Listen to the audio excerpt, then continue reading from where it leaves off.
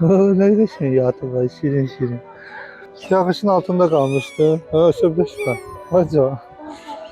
Ev getirmişiz size. Ev getirmişik. Əllərə, ayaqları bütün sudur. Bir izləyicimiz 3 ev üçün dəstək olmuşdu. Yenidən 2 ev üçün dəstək oldu. O yuvalardan birini gətirdik. Bu məstanlarımıza hədiyyə edək. Sen gedin. Üçü buradadır. Gelin siz burada gözləyin. Dəstək olan izləyicimizin bir evini istisna edib bura yerləşdirdik. İkinci evin ünvanını şəhərlərdə siz təyin edin. Ən çox bəyəni hansı ünvana gəlsə, o ünvana evinizi gətirəcək. Məsələ, biz Zalfavsdan sizə yemək də almışıq. Yeni evinizi bəyəndinizmi?